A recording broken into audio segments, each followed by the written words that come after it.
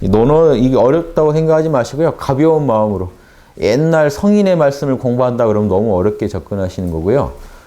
그냥 이 공자님이 요즘 계시면 요즘 이런 느낌으로 말하지 않았을까? 제가 설명해 드릴 테니까 듣고 그냥 취할 부분 있으면 취하시면 됩니다. 1-5 하기편 1-5 볼게요. 천승의 나라를 다스림. 공자님께서 말씀하시길 천승의 나라는 제후입니다. 예, 천승의 나라 그러면 제후 나라. 술의 천대를 동원할 수 있는 나라 이런 뜻이거든요. 천승은 술의 천대인데요. 제후의 나라를 보통 상징합니다. 그래서 이제 천승, 만승의 나라 그러면 천자국이겠죠. 예전에는요. 지금 이게 제후나라, 천자나라는 뭔 소리냐?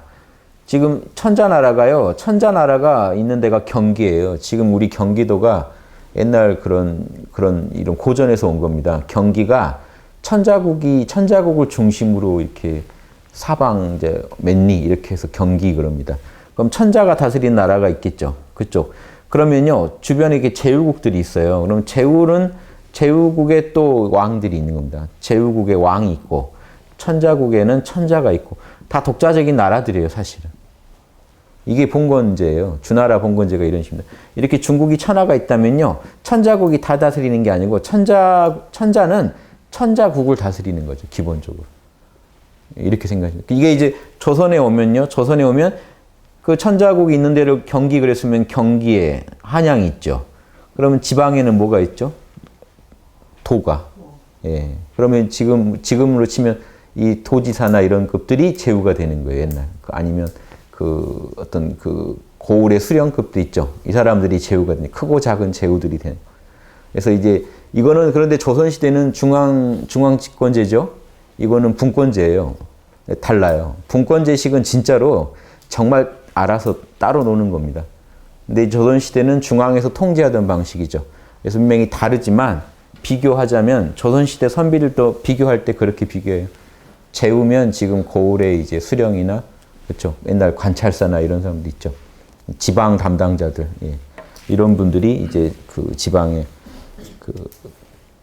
제후급이 되는 거고 요즘 시대에 오면 또 기업이 제후예요. 사실 한 기업들이요. 하는 역할을 보면 제후급들 역할을 해요. 그러니까 만약에요. 어떤 옛날에 춘추시대, 전국시대에 오면요. 제후가 천자보다 더 위세가 높아져요. 그러면 지금도 만약에 어느 한 기업의 수장이 대통령보다 더 위세를 부릴 수도 있겠죠. 만약에 제후시대. 그런 시대가 가면 이제 춘추 전국시대 옛날로지. 그러니까 어느 한 나라가 작은 제후 하나가 이제 다른 제후들이요. 천자한테 잘 보이는 게 아니라 이 사람한테 잘 보이려고 노력하겠죠. 그래서 춘추 5패. 춘추에는 5 제후가 그런 역할을 했었고 전국 7웅, 전국에는 7 제후가 그 당시 천자보다 더 위세 부린 사람들이 있었다. 그래서 다만 춘추랑 전국시대 차이는 춘추시대는 천자의 위상을 천자는 대접해 주면서 여기서 실질적으로 대장 노릇을 했다면 전국시대는 내가 먹어버릴까까지 가는 시대. 내가 천자할까? 이제 누가 천자하냐고 싸울 천자잖아요. 이제 싸우는 거예요. 이긴 사람이 천자 자리 먹는 거다 하고 싸우게 되는 시대. 그래서 춘추시대는 말로라도 천자 위하는 말을 하던 시대고 전국시대는 이제 대놓고 누가 천자 자리 먹느냐 하고 나오는 시대. 그래서 주나라의 봉건 질서가 이제 전국시대에 오면 완전히 무너지죠. 그때 누가 이제 먹습니까? 진시황이 먹어요. 진나라의 진시황이 천하를 통일하죠. 그래서 맹자 쪽 가면 전국시대입니다. 배경이. 공자는 춘추시대예요. 공자는 어떻게든 주나라를 다시 중심으로 살려볼까 하는 시대고 이 맹자는 설법하는 내용이요. 공자는 어떻게든 주나라 질서를 다시 회복해서 이렇게 제후가 천자를 능멸하는 하극상을 막자 하는 게 포인트면 맹자 때 오면요. 이미 무너졌어요. 질서가. 그래서 어느 제후가 천하를 먹느냐예요. 주로 질문받는 게. 맹자는 뭐라고 하냐면 양심 있는 제후가 천하를 먹을 거다. 이렇게 얘기하고 다니는 시대. 그러니까 제후들한테 양심 좀 가져라. 그래야 너가 천하를 제대로 통일할 수 있을 것이다. 이 얘기하고 다니던 시대. 좀 두 개 시대가 다릅니다. 아무튼 천승의 나라를 다스릴 경우 즉 제후 나라 하나를 다스린다고 하더라도요. 일 처리를 경건하게 하고 경사이신 했는데요. 한번 볼까요? 경사. 예, 이 공경할 경자죠. 일사자. 일을 경사. 일 처리를 경건하게 하여 그래서 이건 뭐 접속해 주는 말이니까 이를 공경해서 남한테 잘 믿으라는 게 아니라 남한테 신뢰를 줘라 이겁니다. 일 처리할 때 늘 깨어서 양심대로 하는 게 경이죠. 양심의 소리대로 쭉 따라서 하다 보면 남한테 믿음을 주겠죠. 신뢰를 주겠죠. 그렇게 하고 절용이 애인. 예. 여기다 또 쓸까요? 이게 절제한다는 거. 대나무 원래 마디죠. 대나무 마디니까 맺고 끊는 게 있는 거예요. 절제한다는 건요. 좀 맺고 끊는 게 있는 거예요. 여기까지만 하는 게 있는 거예요. 절제한다. 쓰임을. 당시 이제 이거는 재화죠. 재화를 쓰는데 돈을 쓰는데 어떤 화폐를 쓰는데 절제하라. 그래서 백성을 사랑해라. 절용이 애인. 요것도 재밌죠. 이 돈 아껴 쓰라는 거죠. 쓰는 걸 아껴 써서 백성을 사랑해야 된다. 그러니까 이 뭐냐면 리더가 돈을 함부로 써버리면요. 그 리더가 백성을 위해 썼으면 막 쓰는 게 백성을 사랑한 걸 수도 있는데 그게 이제 백성한테 다 나가는 게 아닌 거죠. 그러니까 나란 일에 돈을 적당히 써서 나란 일에 정부 좋은 일에 너무 많이 쓰지 마라. 그래서 적당히 이 쓰임을 절제해서 뭔가 뭐죠? 옛날 같으면 왕 모시고 한번 이렇게 뭐 춤추는 자리 뭐 이런 거 뭐 제사 지내고 뭐 하나 하는데 돈 다 써버리면 백성들 세금 싹 걷었다 다 써버리면 백성들이 힘들어지잖아요. 그래서 제후 국가에서 정치를 도와주더라도 꼭 제후를 말한 건 아니겠죠. 제후 국가에서 정치에 관여해서 정치를 한다면 일 처리할 때 늘 양심대로 해가지고 신뢰를 줄 것이고 돈 아껴 써가지고 백성들을 실질적으로 사랑한다는 거를 입증하라는 거죠. 실제 사랑을 보여라. 그리고 그러면 세금 걷은 건 이렇게 쓰면요. 옛날에 세금만 걷은 게 아니라 하나 또 걷는 게 있죠. 노동력을 써요. 나라에서 도로 깔고 뭐 성사코 할 때 백성들 데려다가 또 뭐 군역도 있지만 아무튼 이렇게 백성들을 농사 지을 때 농사 또 짓는 때 뭐 쉴 때 있죠. 농한기 때 주로 불러다가 나란 일에 동원해서 쓴다고요. 노동력을 이 세금처럼 이제 걷어서 쓰는 게 있잖아요. 그래서 백성 부릴 때는 때에 알맞게 해라.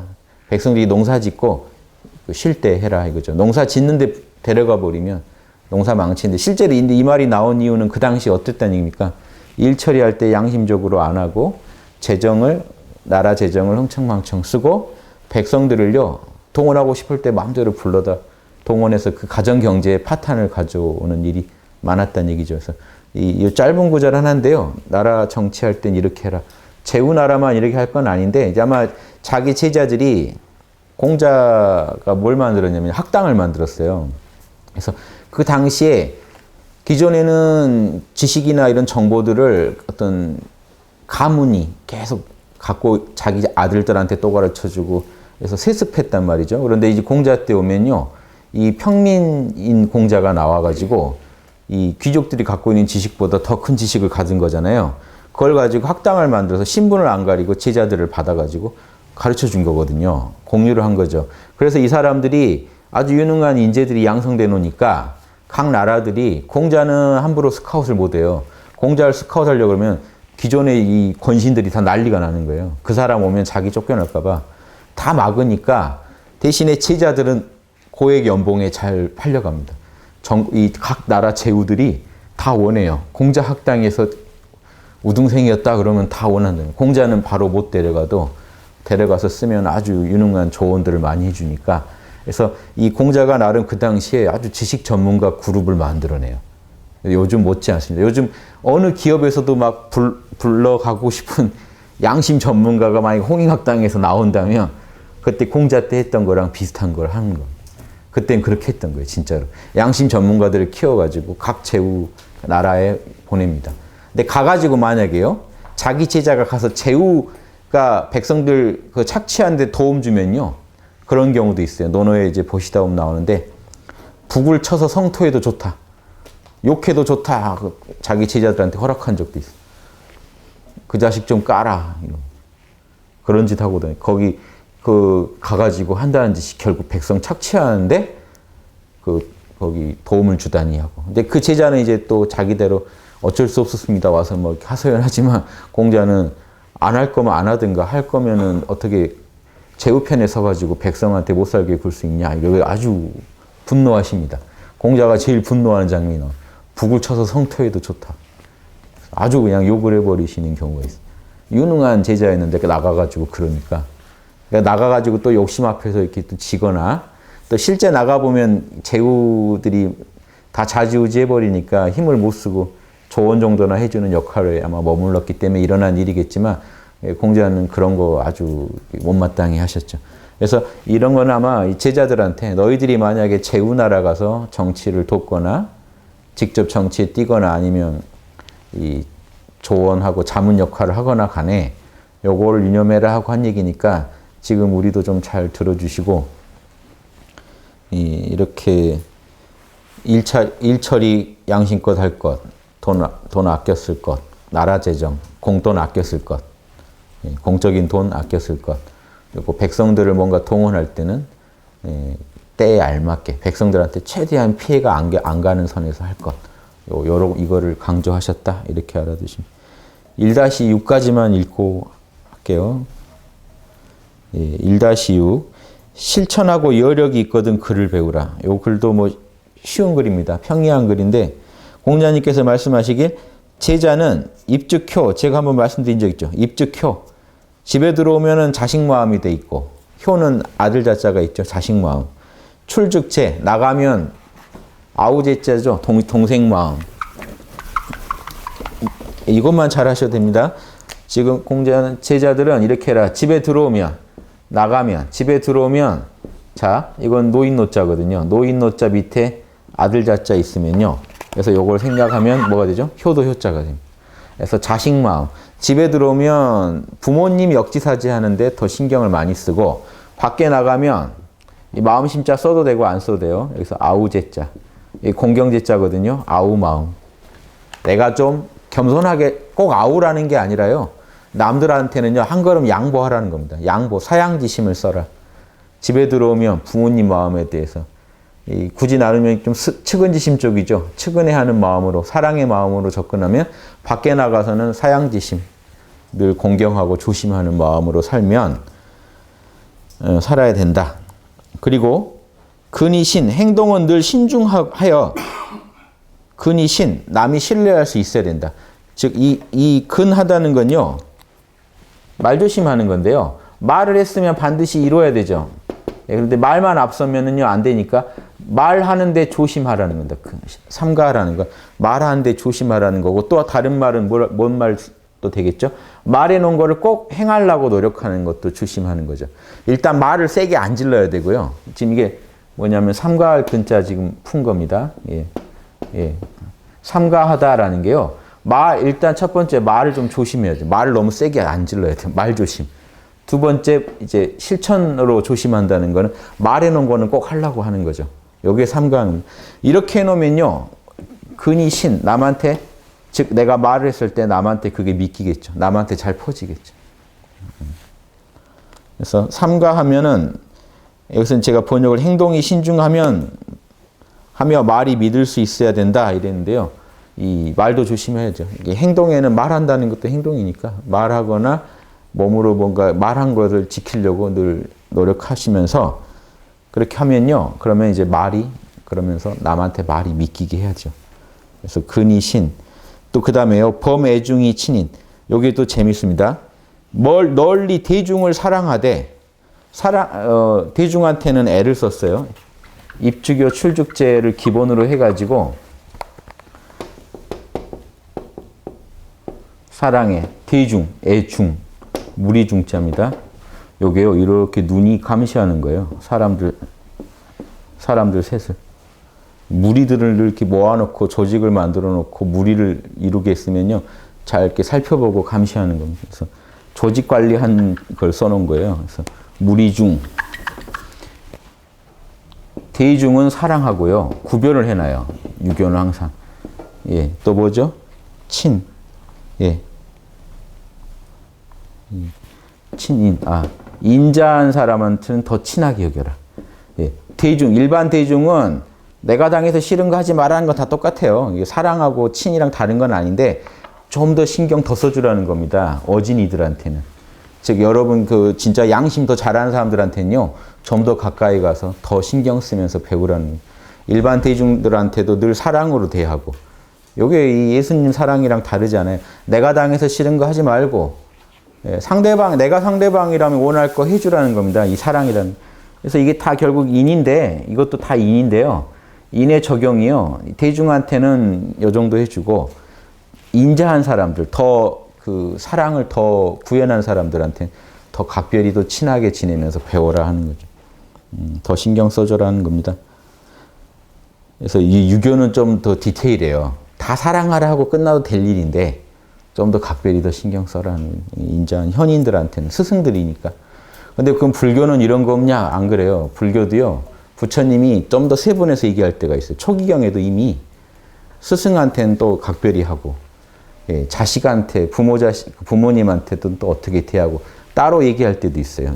이 자비라는 걸요. 쪼개서 얘기할 때도 있어요. 그런 것도 초기경에 나옵니다. 그래서 비슷하니까 뭐 아주 구분할 건 아닌데요.